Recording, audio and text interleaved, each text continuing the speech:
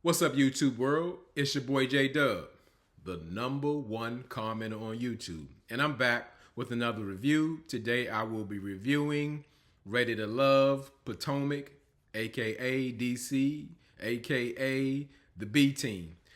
This is season 5, episode 5. And before I get started, for those who are new to my channel, I do a detailed overview of reality shows. I don't do each scene. However, I pull out different details, go over them, put it out there on the video, and just look for your feedback on it. And also, I just want to send a big shout out to the Dub family because, as I say, I don't ask for the subscriptions, I don't ask for the likes, but I do ask for the comments. And y'all have been overwhelming with the comments. I did a 4-part series for Married at First Sight, couple by couple, and the comments they exploded. And not only that, the comments were coming my way, y'all were actually getting in the comments with each other, even continuing on to the next day. And I mean, I really appreciate that's what I want, because me being all over everybody else's channel, I found I got my YouTube family is out there, and a lot of them are on this channel as well. And I want the same for y'all, because y'all see them in the YouTube streets on different channels to be like, yeah, that's my cousin from YouTube or whatever. And when you see them, it's just a direct connection, and you meet up often in different places. And you always point out, I mean, even in a sense, like I've done some lives where people I didn't know, like people were saying negative things about me while I was talking, and my YouTube cousins had my back. Ain't no better feeling than that. But yeah, that's what I got going on. I want the same for y'all, because it feels good. We have a lot of fun. And not only that, speaking of fun, when I say some of the comments I get are they're hilarious. Like, if people think I'm funny at times, I mean, then the comments, I ain't got nothing on them. They had me like, I gotta cover my mouth at 1 o'clock in the morning when I read some of these comments. I'm like, I can't believe they just said this. I mean, it's hilarious. It's funny. And like I said, that's the best part of this channel. You don't normally feel comfortable putting comments down. This is the channel for you. The motto of this channel is say what you say. And I mean, just get anything off your chest, what you saw, what you think. As long as we be respectful to each other, I don't care what you say, for real. We just have so much fun. But let me go ahead and get into this review before I keep going on about the Dove family. It's just, I wanted to show my appreciation. So it started out with, from the last episode, Demetrius is calling the bottom two ladies out front. And that's AP and Precious. Now, I'm not sure if production had prompted Demetrius to say what he say to the ladies, but I really didn't like the way he was talking. He was more talking about ladies having the red flags that they saw and the different descriptions they got. It did not give me that respectful vibe like Tommy always asks for when you're dismissing a person, not just a lady. And Demetrius was more so saying like AP's red flag was her late husband or what have you, so she not ready to love, or seemed like she not ready to love. And he also said that Precious came off like she wanted to be like in a club instead of trying to find love. And I don't remember anything Precious was saying about her wanting to be in a club, or that's the environment she preferred. So even AP had something to say about her in the confessional. She like, you know, what are these guys? They are psychologists or something? Yeah, I'm like, you going way over the top. Tommy wouldn't even say nothing like that. We know Demetrius is not Tommy, but I didn't like the direction that it went in. So anyway, AP is the one that ends up going home. They wish her well and just say like, hey, your match isn't here. You are ready to love, but it's just not right here. So now that the men have done their elimination, Tommy lets the ladies know. He was telling the ladies like, well, ladies, now you're steering the love boat, and it's time for you to decide which guy will walk the plank. So all he's saying is it switched over to the ladies get to choose which man go home. Thank you, nephew Tommy. So the group gets back together, and we see that they're eating because Eric fixed them a shrimp pasta meal that took 8 hours, and they just saying like how everything is delicious because that's all I saw. I didn't know it took that long to do that, but okay. Weird Laverne, he suggests to the group like they play Truth or Dare, which we know like in reality shows we get ready to find out some drama. You do Truth or Dare or Never Have I Ever and all that stuff. It's getting ready to be some problems in a group setting.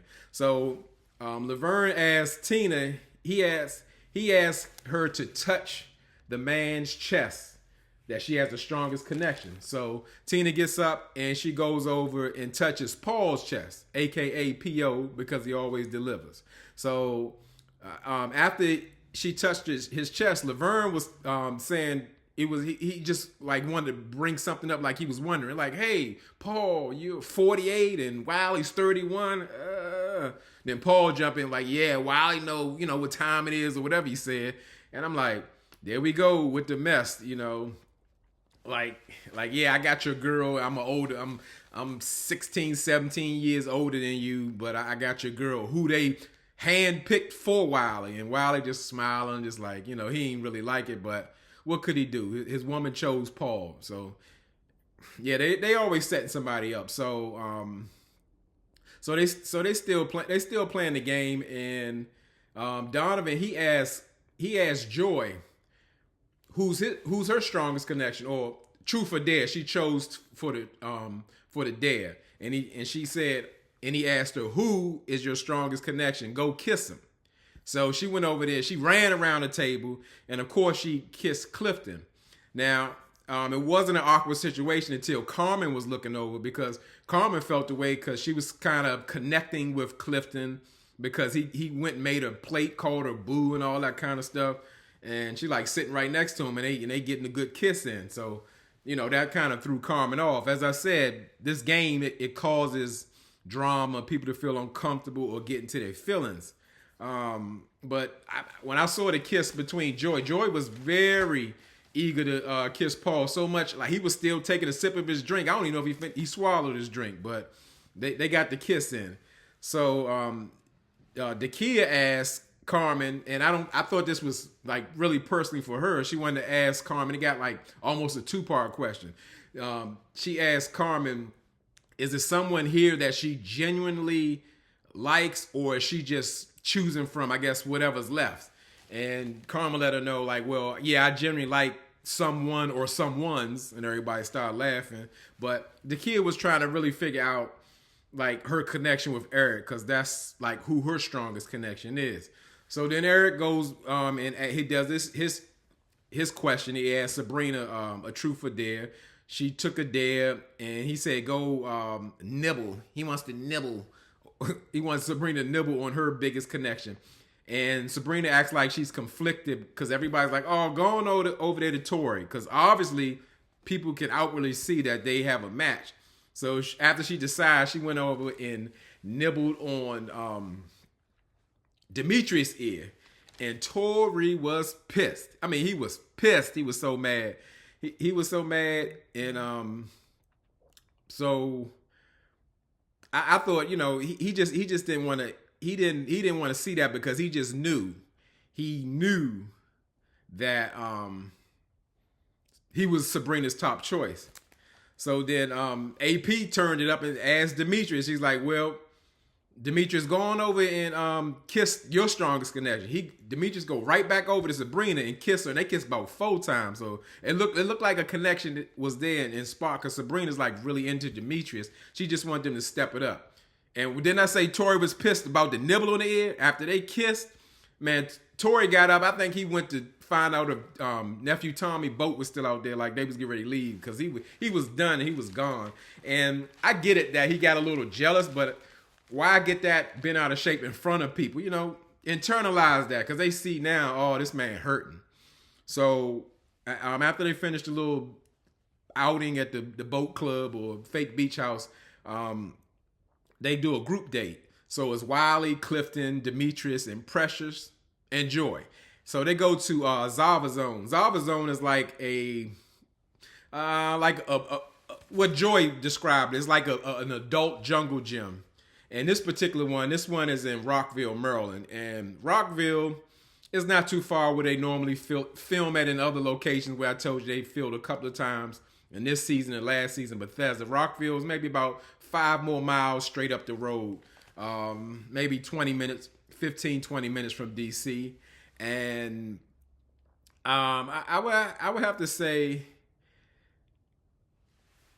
Clifton, whoever Clifton is dating or around, he actually had to make a pass, or he has a sexual innuendo, because Precious is on the date as well, and he tells Precious, he's like, hey Precious, these balls are for you, and they laugh. It's just stupid. But Precious is on another tip. She want to come another direction because she felt that the men have gotten her all wrong, and Precious approaches Demetrius on the date, and she's like campaigning, hey, I just want to let you know that our last talk, we want to do something different. And I guess the way y'all perceive me, I just want to prove to you guys that I'm something. And Demetrius like, whoa, you ain't got to prove nothing to me or whatever. For one, Demetrius isn't interested in you at all, Precious. So he really don't care how you are. But she's like campaigning so hard. Demetrius can even tell. He's like, hey, I think she's doing a little bit of damage control because she was acting all wild and crazy at the party, losing her voice and all that, and being flirtatious with everybody. And she don't really have a chance. I'm like, Precious, you need to calm down. It's not even a woman's elimination week, but I guess she's trying to, I don't know, clear her name or what have you. But Demetrius don't even care about the people he do have a connection with. So he don't care about Precious. So I really didn't like that part. But we know Clifton and Joy, they automatically have a connection while they're on a date, and they do their little flirting back and forth. But to me, my thought of it, they already have made a pact, and they just act like they're going through the whole process, but they know they're going to choose each other. But what I was surprised was on the date was Joy. She was kind of giving Wiley the vibes. She was giving him the green light, like to pursue her on the date. And Wiley, he was just, he was like, well, I kind of wait till the opportunity is right. And Joy did everything but put the whole blueprint, the roadmap towards getting with her or whatever the case may be. Wiley still ain't picking it up. I don't know what it is. I'm sure he's attracted to Joy, and Joy even senses it. She's saying, like, every time he's around, it seems like he wants to say something. So he's like a shy little kid. She even pointed to her watch, like, yeah, time's running out. And Wiley, like, yeah, I got you. And the best thing he say, girl, you look good. She's like, oh, thanks. That ain't nothing. But speaking of Wiley, I'm sure they told them, because pretty much everybody else was dressed for it. Like Joy and Precious had the tights on. Demetrius had sweatpants on. Clifton had shorts on.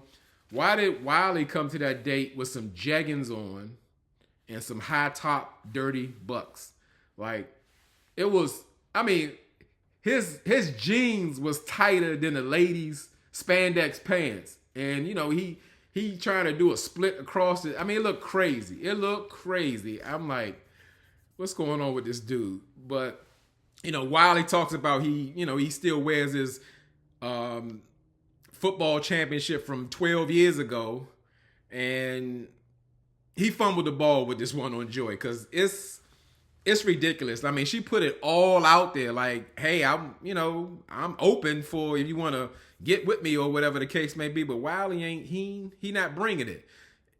They already had to bring Tina to the scene just so he could match with somebody, because he's not matching with anybody. Joy trying to give him some play, he won't do that. So it's no hope for him. He got to go. He got to go. So we go to another date, but this is not a group date, one-on-one date with Sabrina and Tori. And, I told you Tori tried to catch the bus. I said catch the boat back with Tommy before even the event was over. He probably swam back to the to the shore or whatever. And I can't tell you like he's still in it, but he's letting Sabrina know that, hey, he was kind of bothered by that situation. And he's really not feeling being like in the running, or it feels like she's hiding something. And it just felt like normally, not that it has not happened to women, but it normally feels like a woman is always trying to get you to lock in and choose with her on these dating shows. But Tori's like wanting Sabrina to commit. And she's just letting her know, like, hey, if I got interest in Demetrius, it does not diminish. We have a connection or whatever. I'm here to explore. And, you know, I hope you know that. And Tori's still telling, well, you know, I just want some communication from this or whatever. Like, Sabrina don't owe him that. They're in a multi-dating process. Why she got to tell you who she got a connection with? Just do your part and try to win her heart. I like that. Do your part and win her heart. But yeah, but I liked how Sabrina handled him. She didn't get like nasty with him or aggressive, but she just let him know, like, hey, I'm going to be here dating other people, and I don't have to make the choice right now. I don't have to do that. So I thought she handled that well. So we go to another date. We got Carmen and P.O., and they're at Station 4. Station 4 is a restaurant. It's American Bistro in Southwest D.C. That's close to the, if you know our baseball team in D.C., the Washington Nationals. It's like a developed area where they're trying to build different restaurants, and as I said, the stadium is the draw, so they got a lot of new apartment buildings and condos around there. But it's probably, what we talking, a 5-minute drive to downtown DC, and maybe a 10-minute drive to Virginia. And they, you know, with Carmen and P.O., that's like, this is their first date. And she said she wanted to dress up really nice for Paul. But she looked nice, but it looked like she was going to the beach, like she was in Puerto Rico or something. It didn't look like anything you would wear like in a downtown, I'm having dinner setting. It just didn't fit. It didn't fit at all. But Paul, when he sees Carmen, he's really surprised or happy of how she looks. And he's saying he doesn't want to objectify her as far as like looking at her body and all that kind of stuff. But Paul is like real awkward. But shout out to P.O. P.O. put me on 2 of his Instagram videos, because I was telling him, like, I saying to the people, I'm tired of seeing Paul. I thought he'd be gone. And I thought it was funny that he did that. I didn't know that. Somebody pointed that out to me. I finally saw him. And like I said, awkward Paul is just, he's awkward. He's corny. He coming in and he said, when I seen Carmen, she looked like a queen. Oof. I'm like, this, I mean, he got so many sayings. What else he said? You know, as far as like, he didn't want to be objective, but then he's like, Carmen's were like, I'm here and, you know, I want to start connecting with you. And he's like, well, we right here, right now. Let's start hitting it off. I mean, come on, Paul. I mean, just everything he's saying is just, Paul, P.O., what are you doing? You know, he wants to be super intentional, and he doesn't want to objectify her, but then he talking about, you want me to give you some of my pickle? And Carmen going right with it, you know, she's like, I want you to feed it to me. So they doing a pickle scene, and she eating it slow, being seductive, and corny P.O. Thompson, you made that look like a commercial. I was like, when we gonna get this dinner over with, you know, ready to hump or whatever they got going on? Because, you know, Paul, he's just super intentional. Even Carmen's like, super intentional? It made her laugh, like it was corny, you know, like he couldn't even express himself properly. He's like, you know, I'm coming, and I'm putting that pressure, and pressure diamonds. I'm like, he ain't even talking in full sentences. I'm like, please let this date be over. Let's go to the next date. I can't take no more. So the next date is Tina and Donovan. They both the 2 newcomers who just did the last 2 blind dates, and they're at they have a date at a Stable restaurant. Stable is like a Swiss restaurant. It's supposed to give you like a feel of you're going to Switzerland, having something to eat and all that. That's in the H Street corridor, and H Street corridor is the same place from back in the 60s when they assassinated Martin Luther King. They burned it down, and they probably didn't rebuild it to probably like 40 years later. But now it's a booming spot. It's about 7 blocks long. It has like a whole different place, a lot of lounges and places to eat, and hookah bars and all that stuff, and some clubs. People really flock to that from Thursday to Saturday night. That place is like New York City. It's the spot. It's the spot for like a lot of younger and middle-aged people. It's just different places. So as far as Tina and Donovan, I didn't see the connection. I saw it more so like it was a polite interview and they were answering the questions well. Like it was just like playing nice. And one little question I don't like, and I definitely want to know what y'all think, because some part of the Dub family gonna get down there because I need to hear this. I don't like when people ask like, "What do you want in a person?" Because to me that doesn't give a person a chance to be themselves. So if you was like, "What kind of person you like?" I was like, "I like a person that smiles," and the other person goes, "I like a person that's strong." You'd be like, "I like a person that's funny." Knock knock, who's there? No. I don't think that. I can understand, asking about deal breakers or intentions, like if you want to get married or have children and all that, but not what kind of person you want. I hate that question. So anyway, let's move on to the next date. We got a group date going over at the Palisades Lounge. Palisades Lounge is in Silver Spring, Maryland. It's on Georgia Avenue. And to paint a picture, because I'm the DMV tour guide, how they've been having those different dates, like from past episodes or past seasons at U Street and all of that. Is Georgia Avenue is connected to that, but this part of Georgia Avenue, the DC part, is where Howard University is. If you take it maybe 10 miles up, maybe not that long, 8 to 10 miles up, and you go into Maryland, that's the Georgia Avenue in Maryland. It's just a straight ride.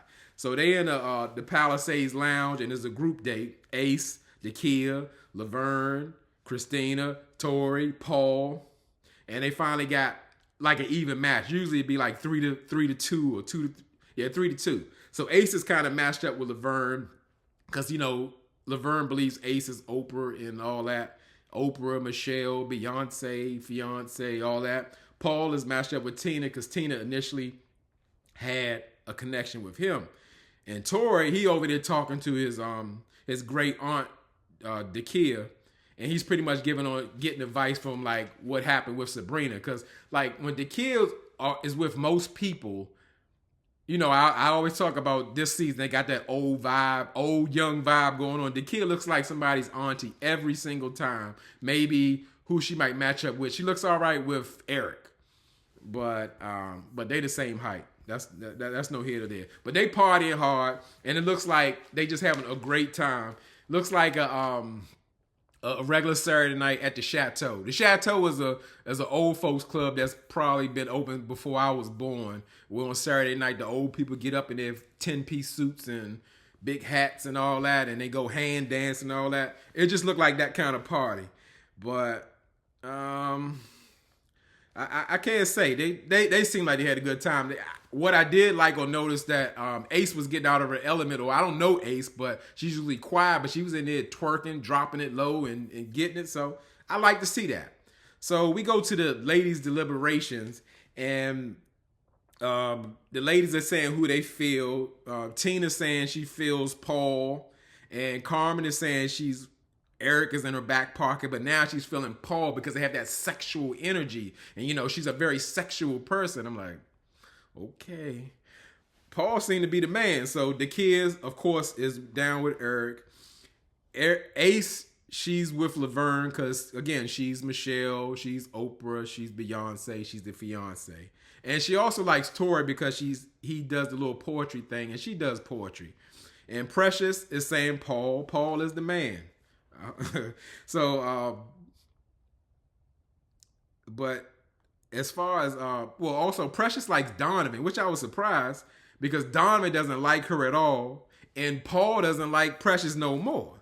So I don't know where they get that going. But who the ladies are not feeling, they pretty much not feeling Wiley and Laverne overall. And Ace is a little worried because that's like her connection.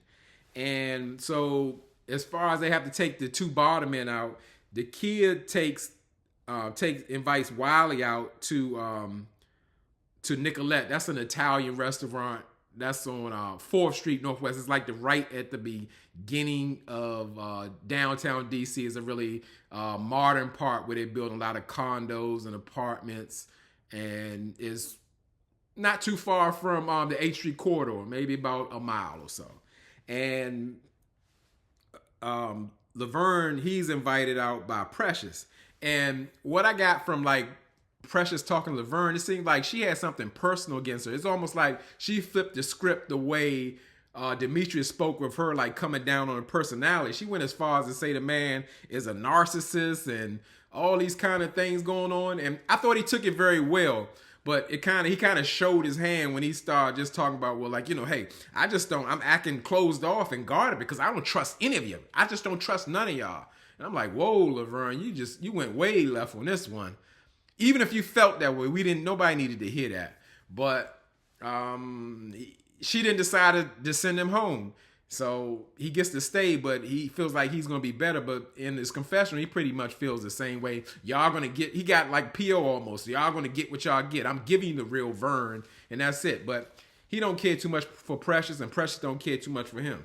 So Auntie the kid, she's pretty much telling Wiley, like, hey, you give us the Wiley eyes and all that going on, but it stops there. You don't do no type of romance or nothing like that. So it's like a friend zone. And he, she asked him, was he being intentional and all that?